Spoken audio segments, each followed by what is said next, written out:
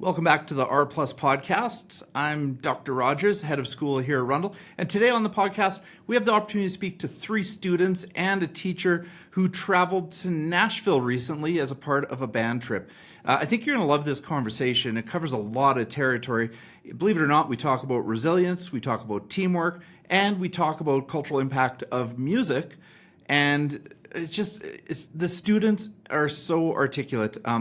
I really hope you enjoy the show, and as a little bit of a, incentive, if you stick around to the end, we've got a clip of the band playing 9 to 5 to close today's show. Enjoy this podcast, and we look forward to hearing your feedback.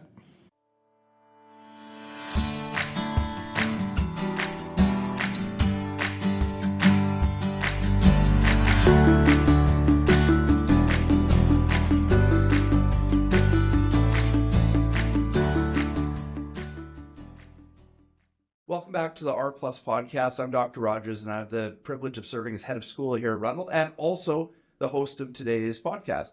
And today's very special podcast because we've got 3 students and 1 teacher with us.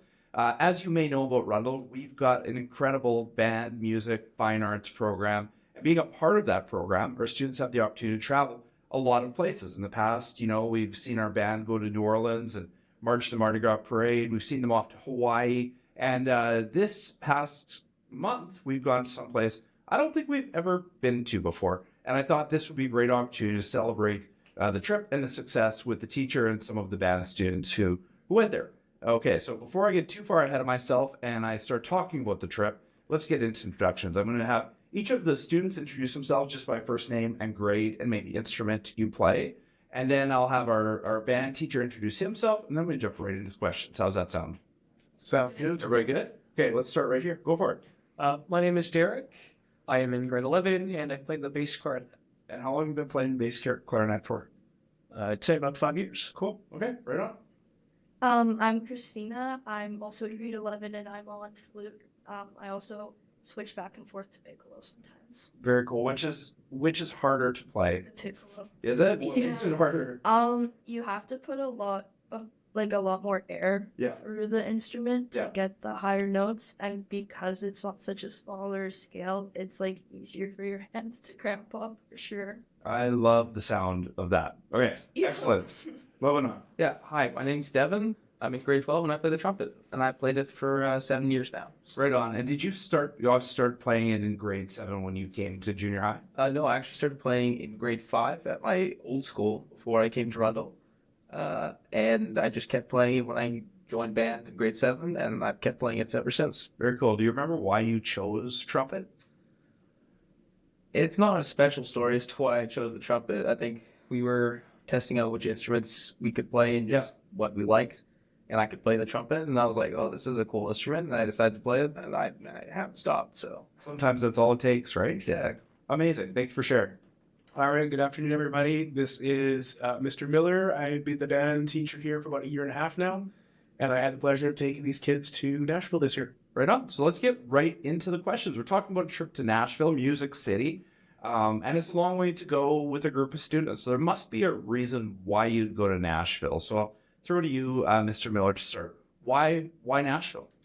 So funny story, last year when we went to Hawaii, it was just a moment we all were sitting at a restaurant, some kids split into groups, and I went with a particular group, and I just kind of asked, hey guys, what, if you could choose anywhere to go, where would you want to go? And I got some suggestions, and one that stuck out to me from one of our other students was Nashville. Yeah. And so I presented it to our travel agent at our travel company, and she said 100% Nashville. Out of all the ones to go, Nashville is the one. So took a chance, and I'm glad we did. Amazing. Why don't we put the students in the travel agent seat for a moment?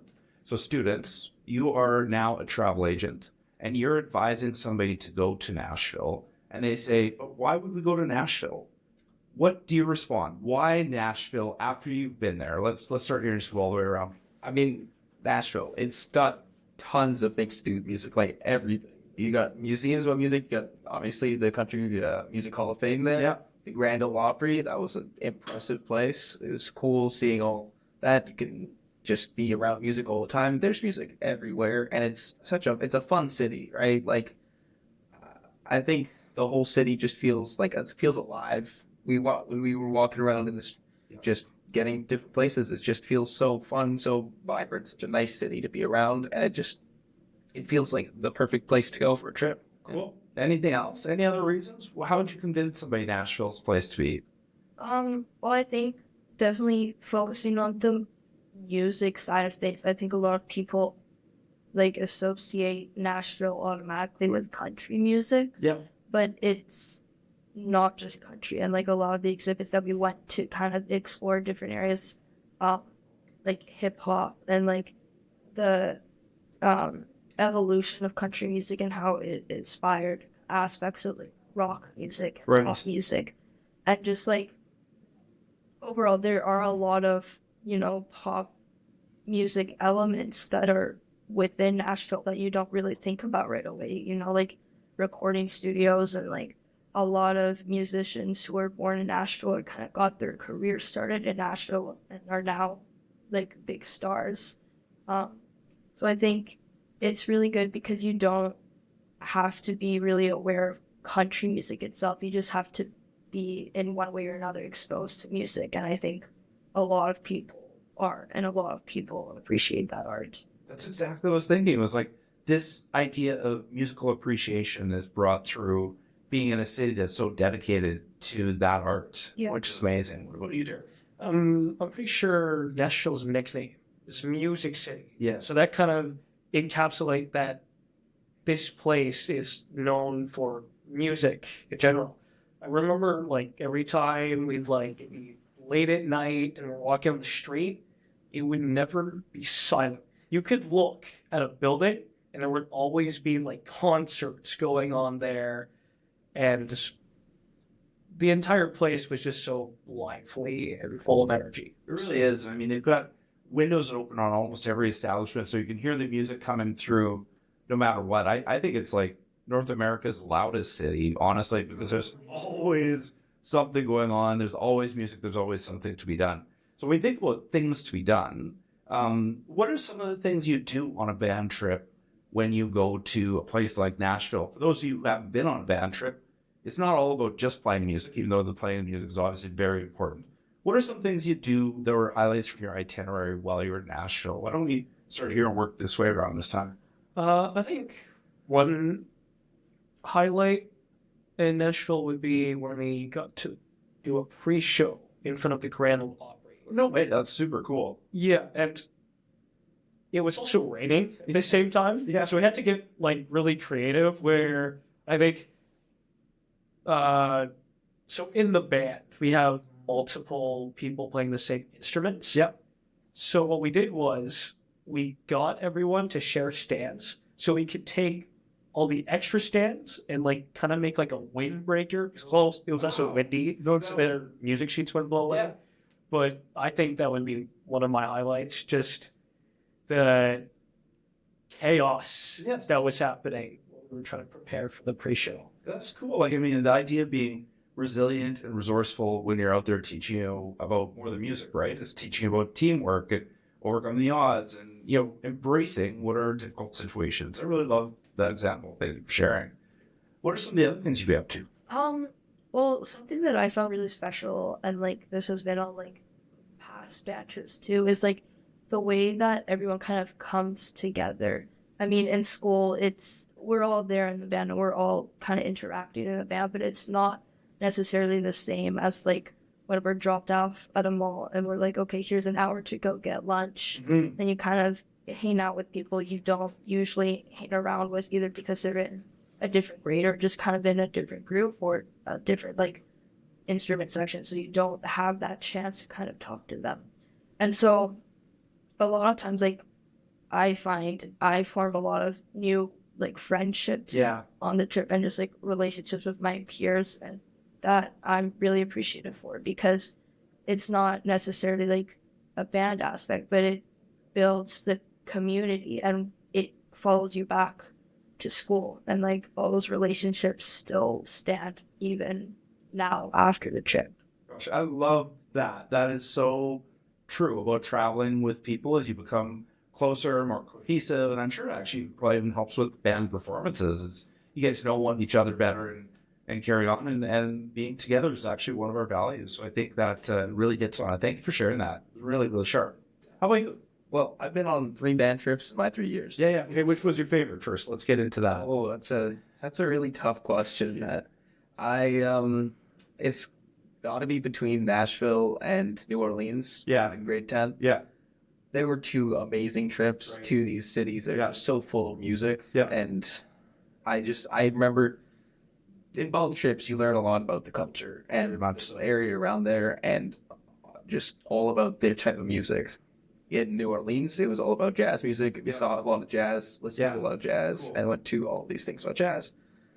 Versus in Nashville, we went to music of every kind, right? Yeah. Like as Christina mentioned earlier, the music it's not just country. It was all different kinds of music, and I think just learning about all these different people and like these different countries and like just how life is different around the world, it was incredible. I think it's something I will miss by not going on band trips is that I don't get to learn about all these things. I don't get to go to these places that I like.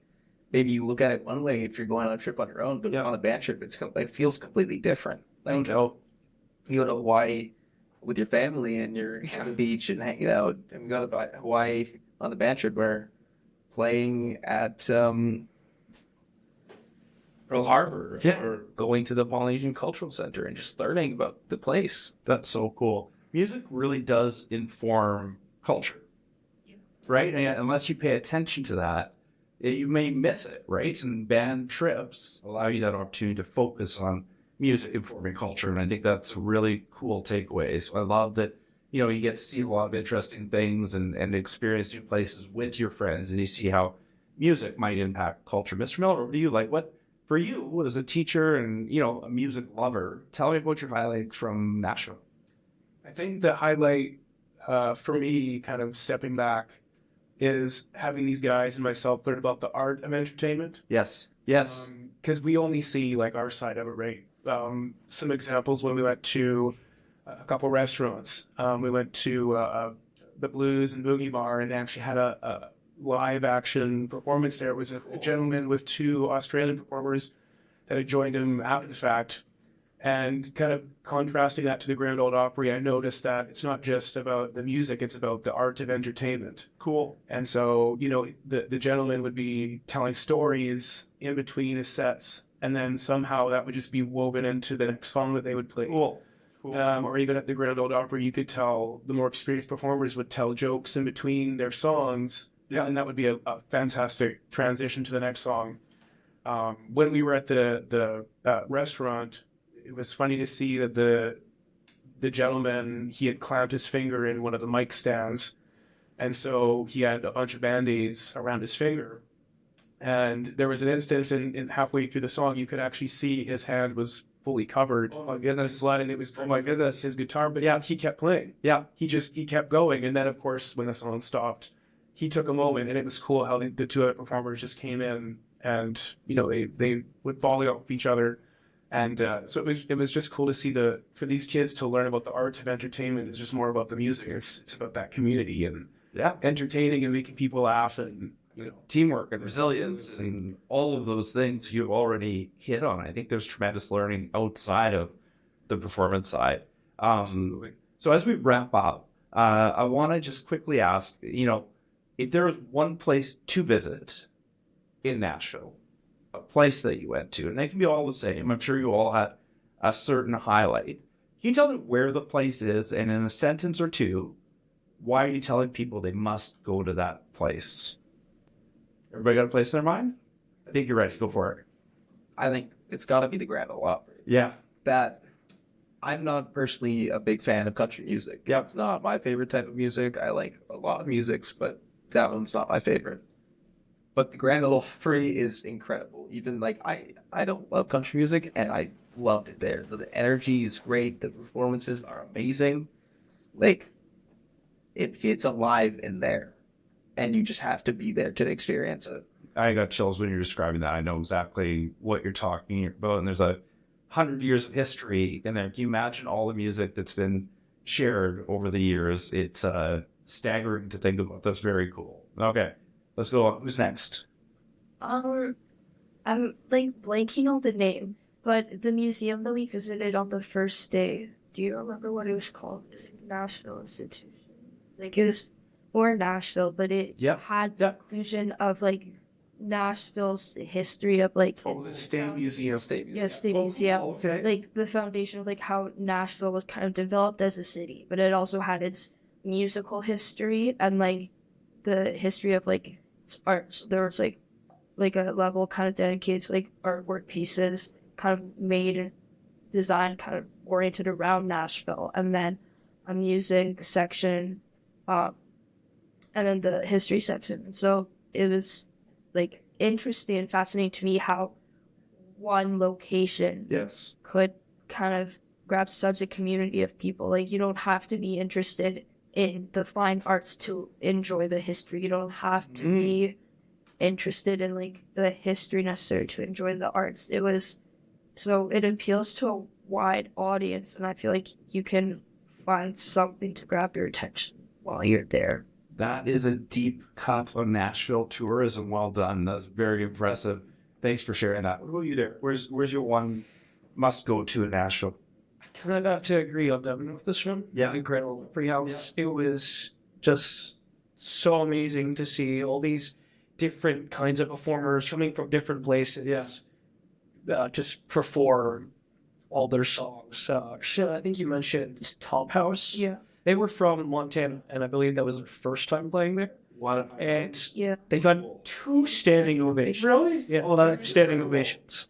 amazing. Personally, one of my favorite songs they performed, I think it was called The Mountain Song. That was really good. Oh, that's so cool. Okay, that's wicked. And you got to be a part of their history, which is amazing as well.